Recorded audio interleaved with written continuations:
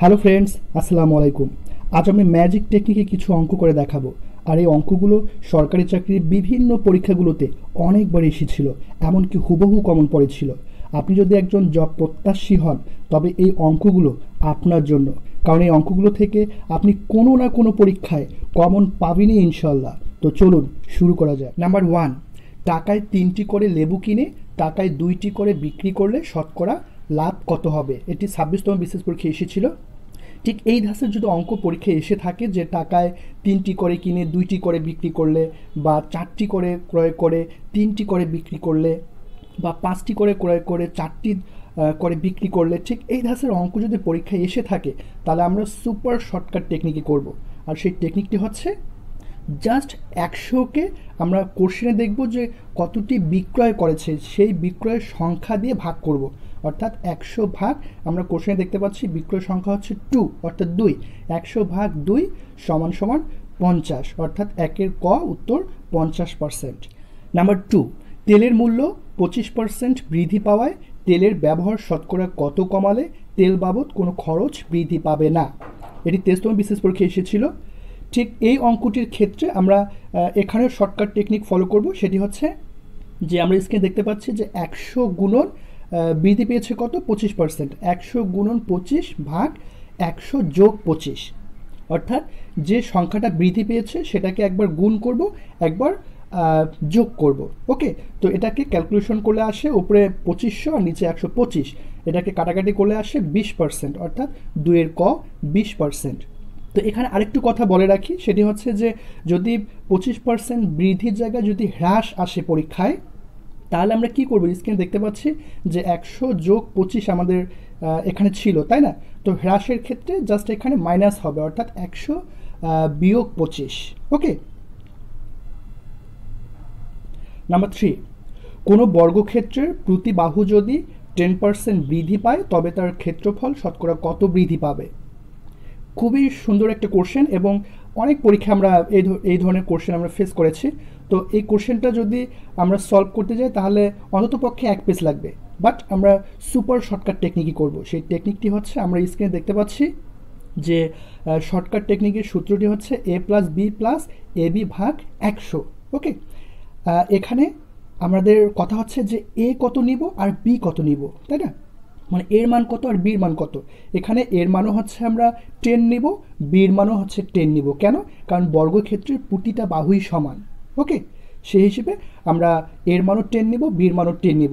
তো এই ক্ষেত্রে যদি আমরা মানগুলো বসিয়ে দিই এবং ক্যালকুলেশন করি তাহলে আসে 20 + 1 অর্থাৎ 21%। অ্যান্সার হচ্ছে 3 গ 21%। নাম্বার 4, বৃত্তের ব্যাসার্ধ শতকরা 50% বৃদ্ধি পেলে বৃত্তের ক্ষেত্রফল কত বৃদ্ধি পাবে?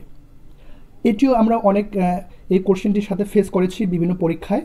আর এক্ষেত্রেও আগের যে শর্টকাট আমরা টেকনিকটি ফলো করেছি, যে সূত্রটি ফলো করেছি সেটি ফলো করব। সেটি হচ্ছে যে a plus b plus a b ভাগ 100। আর এখানে কথা হচ্ছে যে এর মান কত নিব, বির মান কত নিব। এখানেও এর মান নেব 50, বির মান নেব 50, কারণ আমরা জানি যে বৃত্তের ক্ষেত্রফলের একটা ছোট্ট সূত্র আছে যে পাই আর স্কোয়ার, অর্থাৎ ব্যাসার্ধ হচ্ছে 2টা, তাই না? তো এখানে আমরা এটাকে একটা ব্যাসার্ধ ধরে নিই, বিটাকে একটা ব্যাসার্ধ ধরে নিই, কিন্তু মানটা একই হবে, এতটুকু আমরা খেয়াল রাখবো। অর্থাৎ 50 + 50 + 50 × 50 / 100, এটাকে ক্যালকুলেশন করে আসে 125%, অর্থাৎ 125%। 4 ঘ 125%। নাম্বার 5, একটি আয়তক্ষেত্রের দৈর্ঘ্য 20% বাড়ানো হলো এবং প্রস্থ 20% কমানো হলো, এতে ক্ষেত্রফলের কি পরিবর্তন হয়? এটি প্রাইমারি নিয়োগ পরীক্ষা 2012 সালে এসেছিল। ঠিক এই অঙ্কটি করতে গেলে কিন্তু সাধারণ নিয়মে করতে গেলে আমাদের অনেক সময় লাগবে, তাই না? সো এখানেও সুপার টেকনিকে করব। সেই টেকনিকটি হচ্ছে আগের যে অঙ্কগুলো আমরা করলাম 2টা অঙ্ক পরপর, সেই সূত্র দিয়েই করব। অর্থাৎ স্ক্রিনে আমরা দেখতে পাচ্ছি a plus b plus a b ভাগ 100, এই শর্টকাট টেকনিকটি দিয়েই করব আমরা। ওকে, এখানেও কোশ্চেন হচ্ছে যে এ কত নিব আর বি কত নিব। এখানে আমরা এ নিব 20, অর্থাৎ এটাকে আমরা দৈর্ঘ্য ধরি। দৈর্ঘ্য হচ্ছে এখানে যেহেতু বৃদ্ধি পেয়েছে দৈর্ঘ্য আমরা 20 ধরব, প্লাস আর বির মান ধরব যেহেতু প্রস্থ হচ্ছে 20% কমানো হলো, তো এই ক্ষেত্রে শুধু বির মানটা হচ্ছে -20 ধরবো, অর্থাৎ -20 ধরবো। ওকে, তো এর মান হচ্ছে 20 এবং বির মান হচ্ছে -20। এইটাকে ধরে জাস্ট এই শর্টকাট সূত্রের মধ্যে ফেলে দিয়ে যদি আমরা ক্যালকুলেশন করি তাহলে খুব ইজিলি চলে আসবে -4%। এখন কথা হচ্ছে যে অ্যান্সার যেহেতু মাইনাস চলে এসেছে সেহেতু আমাদের ধরে নিতে হবে যে অ্যান্সার হচ্ছে 5-এর খ 4% কমবে। আমি আবারও বলি, যদি অ্যান্সার মাইনাস চলে আসে সেক্ষেত্রে হচ্ছে অ্যান্সার হবে কমবে। ঠিক আছে, অ্যান্সার হচ্ছে 5-এর খ 4% কমবে। আর যদি প্লাস আসে অর্থাৎ +4 আসতো তাহলে সেক্ষেত্রে 4% বাড়তো। ওকে, মাইনাস থাকলে কমবে আর প্লাস থাকলে বাড়বে। এটাই হচ্ছে একটু টেকনিক করে আমাদের অ্যান্সারটা মিলিয়ে নিতে হবে। নাম্বার 6, একটি চৌবাচ্চা দুটি নল দ্বারা যথাক্রমে 20 ও 30 মিনিটে পূর্ণ হয়। নল দুটি একসঙ্গে খুলে দিলে চৌবাচ্চাটি কত সময়ে পূর্ণ হবে? এটি প্রাইমারি নিয়োগ পরীক্ষা 11 সালে এসেছিল। খুবই শর্টকাটে এই অঙ্কটি করা যাবে। অঙ্কটি হচ্ছে 4 লাইনের, বাট অঙ্কটি খুব কম সময়ে আমরা করতে পারবো। সেটি হচ্ছে যে নল দুটি দ্বারা যথাক্রমে 20 ও 30 মিনিটে পূর্ণ হয়, তাই না? তো এই আমরা স্ক্রিনে দেখতে পাচ্ছি এই 20 এবং 30কে গুণ করব, গুণ করে ভাগ এবং এই 20 এবং 30কে পরবর্তীতে যোগ করব, অর্থাৎ 20 গুণন 30 ভাগ 20 যোগ 30, অর্থাৎ 20 গুণন 30 হচ্ছে 600 আর 20 যোগ 30 মানে হচ্ছে 50। সেটাকে কাটাকাটি করলে আসে 12, অর্থাৎ অ্যান্সার হচ্ছে 6-এর ক 12 মিনিটে। নাম্বার 7, 60 লিটার কেরোসিন ও পেট্রোলের মিশ্রণের অনুপাত এখানে 7:3। ওই মিশ্রণে আর কত লিটার পেট্রোল মিশালে অনুপাত 3:7 হবে? এটিও প্রাইমারি নিয়োগ পরীক্ষা 11 সালে এসেছিল। ঠিক এই অঙ্কটি কিন্তু আমরা অনেক দেখেছি, যদি আমরা প্রায় জবের প্রিপারেশন নিয়ে থাকি তাহলে আমরা এই অঙ্কটির সাথে অনেক ফেস করেছি, তাই না? বাট এমনও হতে পারে যে খেয়াল নাও থাকতে পারে। বাট আমরা আজকে একটু মনোযোগ সহকারে দেখব, ইনশাল্লাহ আমাদের চাকরির আগ পর্যন্ত যাতে মনে থাকে। কেমন?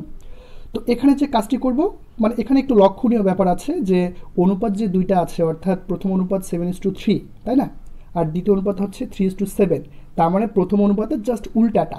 ঠিক এই রকম ধাঁচের যদি অঙ্ক আমরা পাই, আমাদের শর্টকাট টেকনিকে যে কাজটি করব সেটি হচ্ছে যে এখানে 60 লিটার আছে কেরোসিন, তাই না?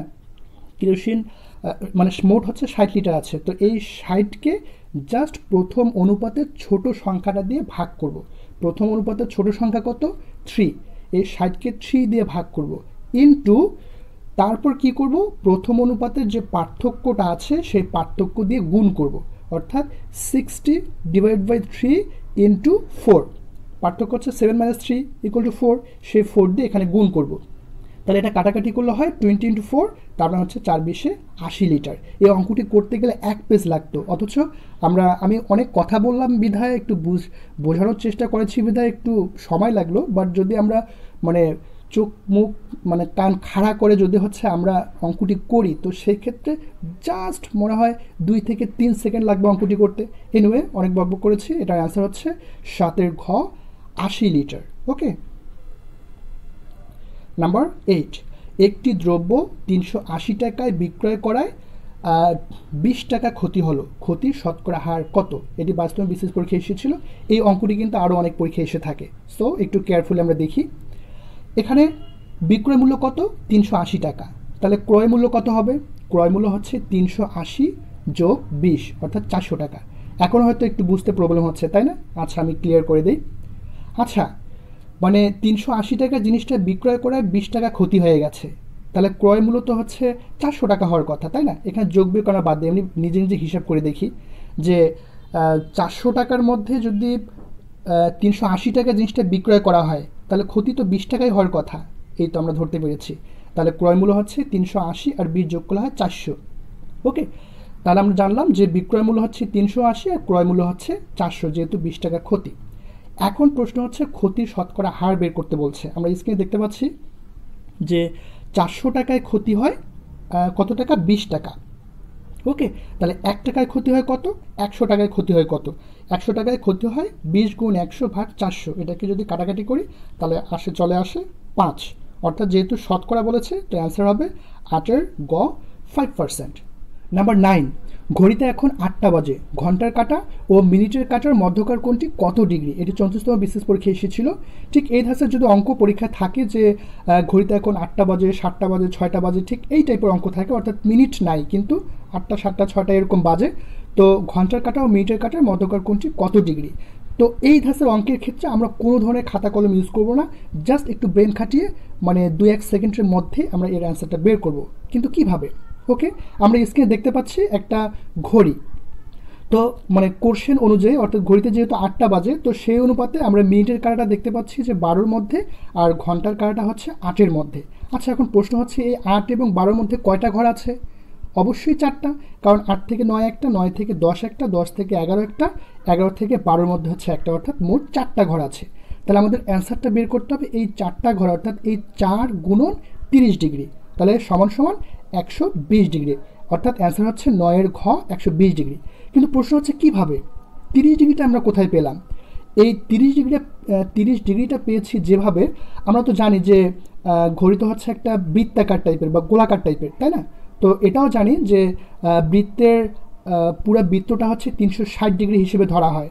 তো এই 360 ডিগ্রিকে ঘড়ির যেহেতু 12টা ঘর আছে, তো 12 দিয়ে যদি আমরা ভাগ করি তাহলে প্রতিটা ঘর আসে 30 ডিগ্রি করে। ওকে, তো সেই 30 ডিগ্রি এখানে আমরা অ্যাপ্লাই করেছি, অর্থাৎ যেহেতু আমরা 8 থেকে 12-র মধ্যে 4টা ঘর পেয়েছি, এই 4 গুণন 4টা ঘর হচ্ছে 30 ডিগ্রি ধরবো, 4 গুণন 30 ডিগ্রি সমান 120 ডিগ্রি। ওকে, আর এখানে আরেকটু জিনিস শেয়ার করি যে যদি আমাদের এটা মানে বুঝতে সমস্যা হয়, মানে চিত্র আর্ট করে তারপর সেটা হচ্ছে বুঝে এটা প্রবলেম হয়, তো সেক্ষেত্রে আমরা পরীক্ষা ধরে তো হচ্ছে অ্যানালগ ঘড়ি ইউজ করি, তাই না?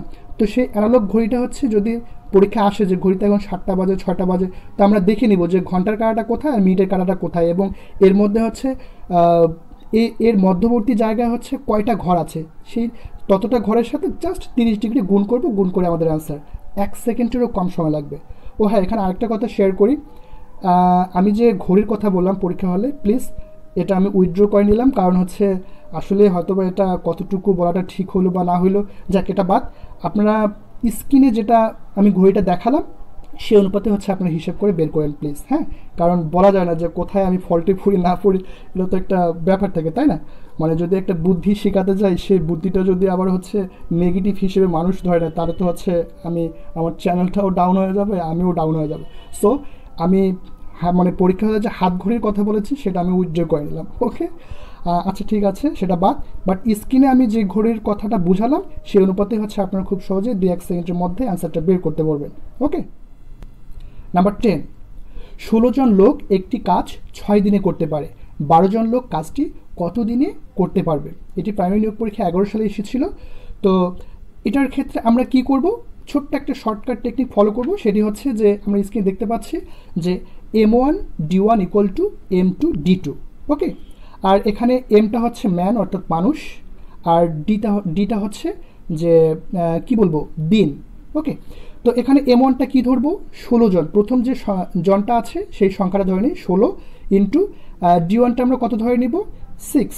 ওকে, প্রথম মানে দিনটা 6, তারপর ইকুয়াল টু, তারপর হচ্ছে M2 কত ধরে নিব, যে দ্বিতীয় লাইনে আছে, প্রথমে দ্বিতীয় লাইনে জন আছে, তাই না? তাহলে M2টাকে আমরা 12 ধরে নিই, জনটাকে, ইন্টু আর কি বলেছে কত দিনে করতে পারবো, অর্থাৎ D2টা আমাদের বের করতে হবে। খুবই ইজি, এই M1 D1 equal to M2 D2, এর মধ্যে হচ্ছে আমরা জাস্ট মান বসিয়ে দিলাম, এবং এখানে D2টা বের করতে হবে, D2 equal to 60 into 6 divide by 12, এটাকে ক্যালকুলেশন করলে আসে 8 দিনে, অর্থাৎ অ্যান্সার হচ্ছে 10-এর খ 8 দিনে। খুবই ইজি। নাম্বার 11, 56 জন শ্রমিক একটি কাজ 21 দিনে শেষ করতে পারে, 14 দিনে কাজটি শেষ করতে হলে নতুন কতজন শ্রমিক নিয়োগ হবে? এটি প্রাইমারি নিয়োগ পরীক্ষা 11 সালে এসেছিল। তো এই অঙ্কটির ক্ষেত্রে এটা কিন্তু খুব মজার একটা অঙ্ক, আগে যে অঙ্কটি আছে সেই পর্যন্ত যাওয়ার পর বাড়তি আর একটা লাইন মাত্র আমাদের হিসাব করতে হবে। ওকে, দেখি আমরা আগের মতোই করি, যে এখানে সেই সূত্রটি ফেলে দেই, শর্টকাট টেকনিক, যে M1 D1 equal to M2 D2। এখানে M1টা কত 56, তাই না? আর D1 হচ্ছে কত 21। ওকে, আমরা কোশ্চেনে কিন্তু দেখতে পাচ্ছি সেটাই। আর M2 কত, M2টা হচ্ছে এখানে বের করতে হবে, মানে 14 দিনে কাজটি শেষ করতে হলে নতুন কত জন, মানে ম্যান তো বের করতে হবে এখানে, মানুষ, তাহলে M2টা আমরা বের করব ইন্টু, আর M2টাই রেখে দিলাম, ইন্টু আর D2 হচ্ছে এখানে 14, মানে পরবর্তী দিনটা 14। তাহলে এখানে M2 ইকুয়াল টু কাটাকাটি করলে হয় 84 অর্থাৎ 84, কিন্তু আমাদের কিন্তু 84 অ্যান্সার না। মানে 84টা কী বের হয়েছে এখানে, যে 14 দিনে কাজটি, কোশ্চেন একটু দেখুন প্লিজ, 14 দিনে কাজটি শেষ করতে আমাদের 84 জন লোক লাগে, কিন্তু কোশ্চেনে তো বলেছে যে নতুন কতজন শ্রমিক লাগবে। তাহলে পুরাতন এখানে কতজন আছে, 56 জন, আর মানে 14 দিনে শেষ করতে কাজটি কতজন লাগবে, নতুন মানে কতজন লাগে, 84 জন। তাহলে আমাদের সর্বশেষ কাজটি হচ্ছে এই 84 থেকে পুরাতন যদি লোক বাদ দিই তাহলে নতুন আমরা শ্রমিক পাবো, অর্থাৎ নতুন শ্রমিক লাগবে 84 - 56 ইকুয়াল টু 28 জন, অর্থাৎ 28 জন। অ্যান্সার 11 ঘ 28 জন। নাম্বার 12, দুটি সংখ্যার যোগফল 17 এবং গুণফল 72, ছোট সংখ্যাটি কত? ঠিক এই ধরনের অঙ্ক কিন্তু পরীক্ষায় এসে থাকে। তো অন্তত এর যোগফল 17 এবং গুণফল 72, ঠিক এই টাইপের যদি অঙ্ক থাকে তাহলে আমরা অন্তত পরীক্ষা হলে 5 থেকে 7 সেকেন্ড আমরা চেষ্টা করব যে খাতা কলম ছাড়ে যে আমরা একটু হিসাব করতে পারি কি না, মানে নামতা পড়ে হোক বা হচ্ছে দুইটা সংখ্যা যোগ করে হোক গুণ করে হোক আমরা একটু দেখব। যেমন এখানে অটোমেটিকলি বুঝে যাচ্ছে যে গুণফল হচ্ছে 72, যে 8 লং 72, 8 9 72, আর হচ্ছে 8 9 যোগ করলে হয় 17। তো এটার অ্যান্সার হচ্ছে কিন্তু বোঝা যায় একটা সংখ্যা 8 একটা 9। বাট যদি পরীক্ষার হলে ঠিক এই ধাঁচের অঙ্ক মানে যদি একটু গুণফলটা একটু বেশি বড় সংখ্যা দিয়ে দেয় বা যোগফল বড় সংখ্যা দিয়ে দেয়, তো সেই ক্ষেত্রে আমরা যদি মানে প্রথমে একটু ব্রেন খাটিয়ে না পারি তাহলে অন্য আমরা পথ অবলম্বন করব। সেটি কি, জাস্ট যে গুণফলটা আছে সেই গুণফল, যেমন এখানে 72 আছে, সেই 72 কী করবো, লসাগু বের করব। খুব শর্টকাট, একটু রাফ করবো, লসাগু বের করব। তো লসাগু বের করলে আমরা কী কী সংখ্যা পাই, 2 × 2 × 2 × 3 × 3 এটা পাই। এখন এখান থেকে আমরা কি করব, দুইটা সংখ্যায় পরিণত করব, অর্থাৎ প্রথম তিনটে সংখ্যা যদি গুণ করি অর্থাৎ 2 × 2 × 2 এটাকে যদি আমরা গুণ করি তাহলে কত পাই, 8, তাই না? আর পরের দুইটা সংখ্যা গুণ করলে কত হয়, 9। এটা জাস্ট একটু ব্রেন খাটিয়ে আমরা দুইটা সংখ্যায় পরিণত করব। পরিণত করে দেখবো যে 8 এবং 9 আসে, 8 9 কত, 72, তার মানে গুণফল 72। আচ্ছা দেখি এই দুটো যোগ করে দেখি যোগফল 17 হয় কিনা, 8 আর 9 যোগ করলে কত হয়, 17। তাহলে তো অ্যান্সার বেরিয়ে হয়ে গেল, অর্থাৎ একটা হচ্ছে মানে ছোট সংখ্যাটা হচ্ছে 8 আর বড় সংখ্যাটা হচ্ছে 9, কিন্তু কোশ্চেনে বলেছে ছোট সংখ্যাটি, তার মানে অ্যান্সার হচ্ছে 8। এনিওয়ে মানে এই ধাঁচের অঙ্ক যদি পরীক্ষায় এসে থাকে, আমি আবারও বলি, যদি প্রথমে হচ্ছে 5 থেকে 7 সেকেন্ড চিন্তা করব, চিন্তা করে যদি নামতা পড়ে বা হচ্ছে যোগ বিয়োগ করে আমরা না পারি তাহলে পরবর্তী পন্থা অবলম্বন করবো, সেটা হচ্ছে গুণফল যেটা থাকবে সেটা হচ্ছে আমরা লসাগু বের করব, বের করে সেখান থেকে আমরা অ্যান্সারটা খুব অনায়াসেই বের করতে পারবো। ওকে, তো কেমন লাগলো ভিডিওটি? আশা করি মানে এই ভিডিও থেকে আপনারা কিছুটা হলেও উপকৃত হতে পেরেছেন। আর যদি ভিডিওটি ভালো লেগে থাকে তাহলে অবশ্যই আমার এই চ্যানেলটি সাবস্ক্রাইব করবেন এবং অবশ্যই লাইক দেবেন। আর হ্যাঁ, শেয়ার করতে ভুলবেন না, কারণ আপনার একটি শেয়ারে অন্যের হয়তো অনেক মানে বিশাল একটা উপকার হতে পারে, তাই না? তো আজ এ পর্যন্তই, ইনশাল্লাহ আবারও দেখা হচ্ছে নেক্সট ভিডিওতে। ততক্ষণ আপনারা ভালো থাকুন, সুস্থ থাকুন, নিরাপদে থাকুন। আল্লাহ হাফেজ।